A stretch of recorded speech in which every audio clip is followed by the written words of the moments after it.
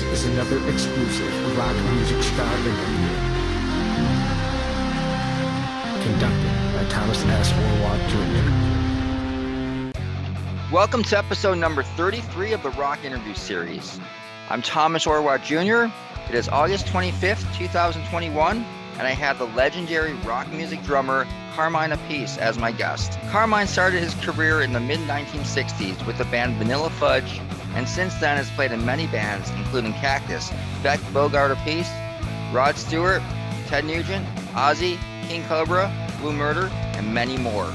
During this interview, we focus in on CARMINE's band King Kobra, which was formed in 1984 and just recently released a live CD called Sweden Rock Live.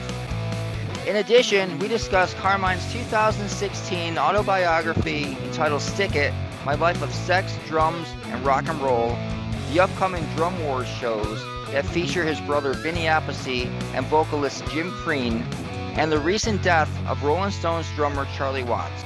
So here he is, CARMINE APPICE.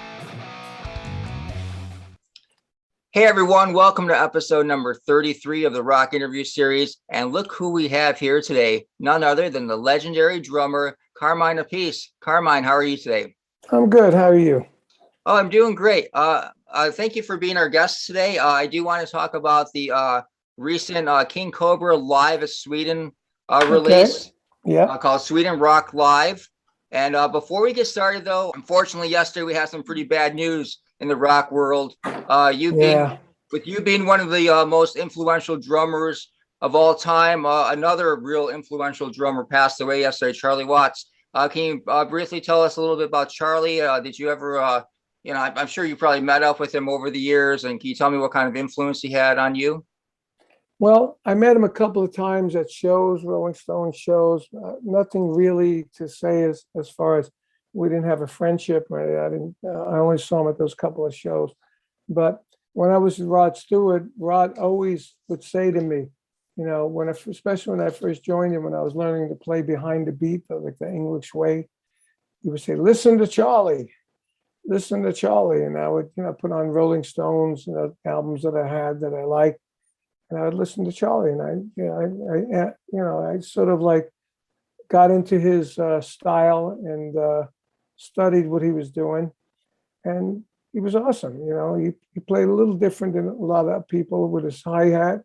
He used to play like a ching ching ching, like a ching ching ga ching ching ching ga ching ching ching ga, and nobody ever did that. Everybody always played the hi-hat straight through, and he was unique that way. And he was like a really good tempo, really good feel, groove. He was all about groove, feel, and he put drum fills where they belonged. Not like me, where I do them all over the place. But he was an awesome drummer, and from what I hear from people I knew him, is a really nice guy. Yeah, it's really unfortunate. So Charlie Watts passed away at the age of 80 years old. Like I said before, I mean, Charlie Watts and you probably was like, I doubt if there's really a rock drummer that wasn't influenced by the two of you, that over the years. I mean, you guys were both very influential, and John Bonham, of course, also. Yeah. Well, John came from more of my family of rock, heavy hard hitters. Charlie was just like a jazz guy that went rock and played like this, with the stick like that, and played very light, but had a nice groove and always had a good sound on record. Yeah. So I don't think he ever did the hole in the bass drums and the blankets in there and stuff. I think he did more like a natural front head, no hole. That's what it sounded like to me. Yeah, definitely the engine behind the Rolling Stones, that's for sure. Yeah. Well, I wonder if they're going to continue that tour. I guess they will. They have a replacement drummer already. They had him for the tour, but oh, right. I'm curious, what he died of, that made him not tour, and then he was supposed to have a medical procedure, and then he's dead. And then they said the medical procedure went well. Yeah, it's a real mystery. It was such a shock yesterday hearing that. Yeah, sure. It's a little scary. He was 80. I'm going to be 75. In December. And I don't know if he had a problem when he was 75, but it's not that far off, 75 to 80. Yeah. Well, I have to say that for someone 75, you certainly don't look 75. You look more like 45. Oh, well, thank you. I appreciate that. It's just everybody's saying that since I let my hair just go do its thing Hmm. instead of dyeing it black and purple and then combing it down like that. This is my Yeah. mafia look now. Hmm. It looks good. It looks really good. Yeah. I want to talk today about the new King Cobra live release that came out on July 30th. Tell me a little bit about that release. First of all, you got the band back together in 2010, and you've been put out a couple of records since then. You have a new lead singer from the original lead singer. Originally was Mark Free, and now it's Paul Shortino. Tell me a little bit about this performance and why you decided to put out the live record at this time. Well, first of all, I had to get Paul Shortino because Johnny Rod's last name is Tuminello. So I had to get another Italian in there. Not really. After we did the two records in 2010 and 2012, that came out 13, and we got an offer to do Sweden Rock, and we did. And Dave, our original guitarist, was going to do it, and Paul, of course, and Johnny Rod were up to do it. But Nick wasn't up to do it. He wanted to continue what he was doing, which was at the time he was painting like sets for movies. And he was in the union making good money, and he didn't want to take the time off to go out and do a couple of weeks worth of gigs. So we went without him. We got this guy, Jordan Ziff, who plays with Rat now, and he ended up being a tremendous talent. And it was interesting because whenever you play Sweden Rock Festival, I played it 3 times now with Cactus once, 2006. I played it in 2016 with Vanilla Fudge and King Cobra on the same weekend. That was interesting. But whenever you play there, they video it and they audio tape it. And it's up to you if you want it, they sell it to you. So with King Cobra, we bought it. And with Vanilla Fudge, we bought the audio and the video. So we released the Vanilla Fudge audio and video of that festival. And then with King Cobra, we did this one. And we had the same guy mix it. It's funny how the same guy mixing it and had the same drum set, but it played totally different. And it really makes a difference in the mixing. Yeah, it's as far as King Cobra goes, the start of the band, you started in 1983, and it was right after you left Ozzy Osbourne's band. You were on the Bark at the Moon tour, and it was actually 84. It was 84. Yeah, okay, it was 84. And when Sharon fired me, her words were, "Your name is too big for us. You need to get your own. You need to start your own band." Mm-hmm. So I did. And I had the concept in my mind because I already had Mark Free as a singer to do a solo record. And while I was on tour with Ozzy in America, Motley Crue opened up for us. And I thought they had a good look, And I said, you know what? I'm going to do a look opposite them, right? They had 3 black-haired guys and a blonde. I'm going to be the black-haired with purple guy. And I'm going to get all these blonde guys and put purple in their hair. I'll call it Kobra Colors. Colors spelled with a K. Nice. Right? Everything was KK, Cobra Colors, Cobra Cores, with a K. That was like the fan club. And so that's what I did. And I put it all together. I found musicians. I already had Mark Free. And then I found David Michael Phillips next. I found a guitar player and then Mike Wolf. All right, there you go. And then I found the last member was Mick. We got rid of Mike and we put Mick in Mike's place. And then we had the lineup that you have in your hand. Yeah, this was the first album here called Ready to Strike. This came out in 1985. Right. And you notice everything on there was black, red, and gold. And that was our colors. That was our colors for the stage. We had a stage set that's black, red, and gold. My drum set was black, red, and gold. We had guitars that were black and gold and red and all that. So we tried to make the whole thing a package, with the hair blonde and red and black jackets, and it was just the whole thing. I remember the first time that I saw King Cobra perform live. You guys were playing at Shays in Buffalo, New York. You were opening for a show that featured Kim Mitchell in the group Autograph. Oh, yeah. Do you remember that show? I do actually. That's when I met Kim Mitchell the first time. Yeah. And, we became friends after that. And was Autograph headlining? Yeah, they were headlining. Kim Mitchell was opening, right? Yeah, it's kind of like a co-headlining thing, but he went on after King Kobra. Right. Oh, we went on first. Yeah. So the funny thing was we got thrown off that tour with our, not thrown off physically, but our stage set got thrown off the tour. As you remember, we probably didn't have the stage set there. Mm-mm. We probably just had amps and a drum riser. Yeah. We had a full stage set like that's in the video Hunger, and it was black, red, and gold. And we had aircraft landing lights with stage opened up. We had landing more lights that opened up like this, lit up in KK. We had a double. We had a ladder that went up to the second level with some of the songs. The guitar players would go up there, and we put on the aircraft landing lights. You see their shadows. We had all this stuff worked out. And when we did it on the first few gigs with Autograph, they got freaked out, and then the manager told our agent that we'll be off the tour unless we get rid of the stage set. Right. So Well, I said, okay, so we'll kick ass without the stage set. well, even without that stage set, you still did kick ass. I mean, I remember I wasn't aware of the band prior to that show, but man, was I blown away. And I really felt sorry for Autograph because pretty much when they went on stage, they played to like maybe like a tenth of the audience. Everybody like left after Kim Mitchell and after King Kobra performed. But you guys were incredible. And then I remember, oh, you're welcome. And then I bought the record the next day, and I remember seeing you guys maybe a year later when you opened for Ted Nugent at Shays as well. And again, I mean, that was one well-oiled machine, King Kobra, back then. It definitely was. And, I wasted no time or money. I put all the money back into the band that we got from the record deal and merch deal.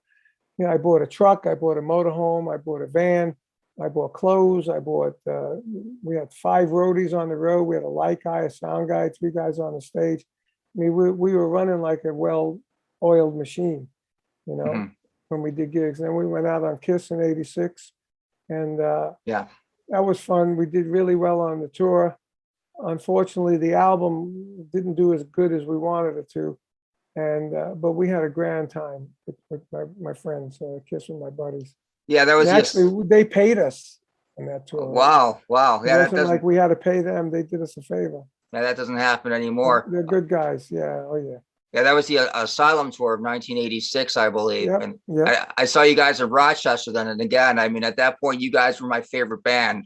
I went to see you guys. I mean, I was a Kiss fan, but I was like, King Kobra, are you kidding me? I'm definitely there. And you guys were on fire back then. I've always wondered over the years, stylistically, it seemed like the sound changed a little bit from Ready to Strike to Thrill of a Lifetime. Well, I'll tell you why. Okay, so what happened was the first album didn't do according to Capitol, because they didn't do their job. It didn't do what they wanted it to do or what we wanted it to do. They said, we need more singles. We need more singles.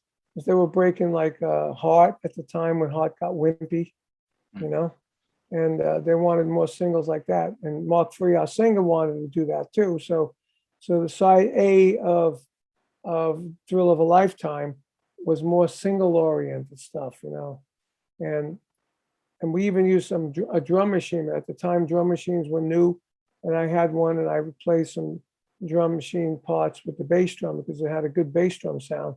And then I played the top kit regular, so it wasn't really that good on side A. But for the singles, we thought it'd be okay. And side B was more like the kick-ass stuff we did. I even forgot the song, but the one that sticks out in my mind was Party Animal and Raise Your Hands to Rock. Those 2 songs kicked ass, and live they kicked ass, and so when it was released, the label, they still didn't do anything for it. So basically, because the label didn't do their job, King Kobra didn't get as big as it was supposed to be, and we started losing members.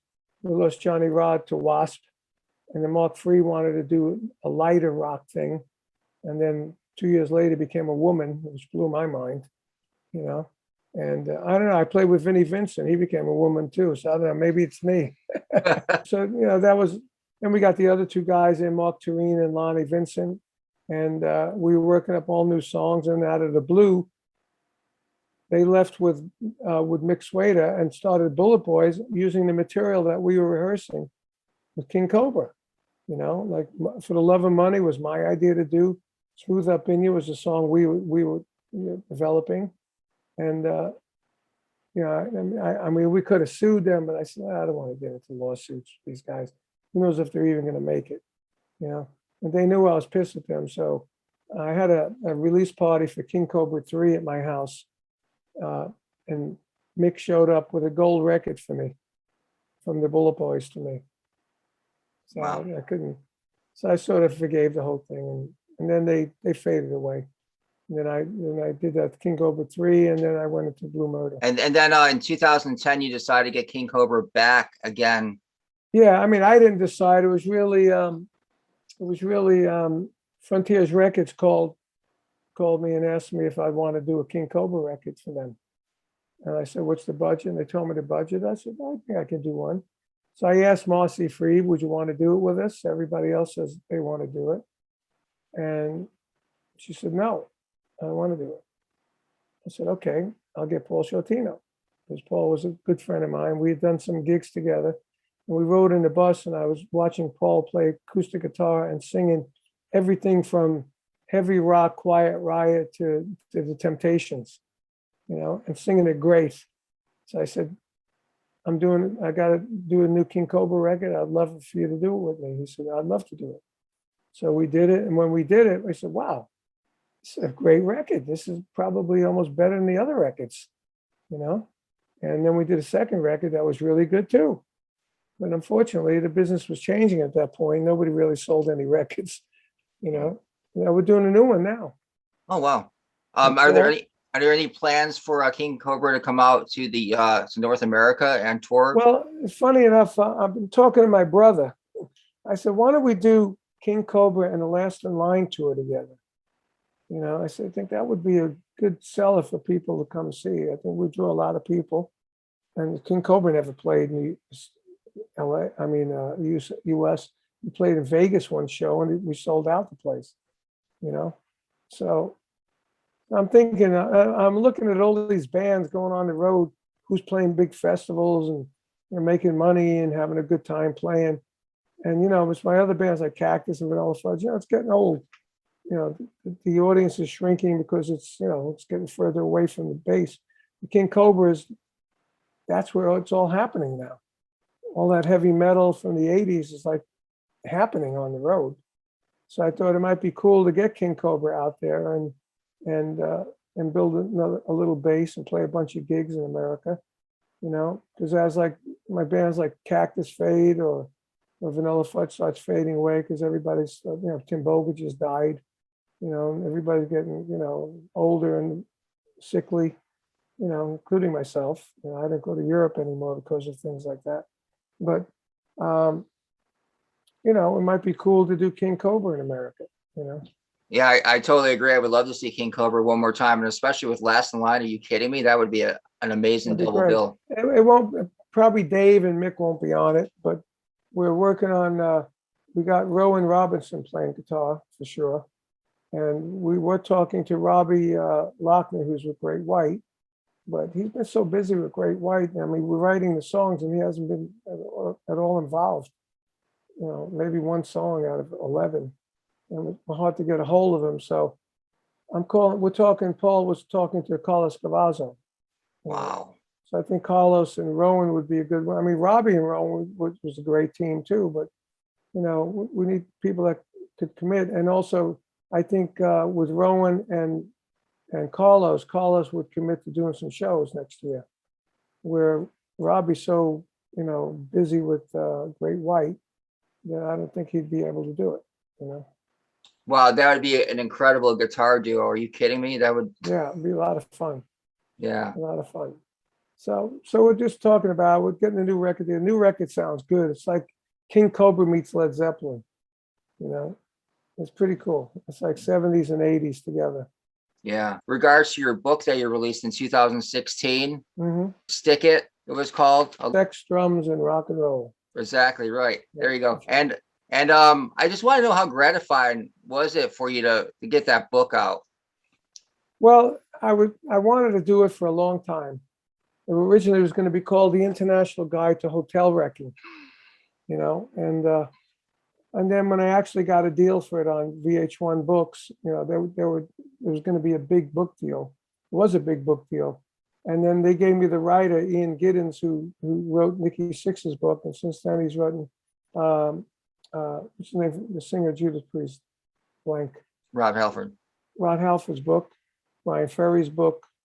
So when he wrote my book, it was a great deal. It was, he just came off a million seller from Nikki's book, And by the time we finished our book, VH1 decided to go out of business in books. But luckily they paid us the royalty, the advance.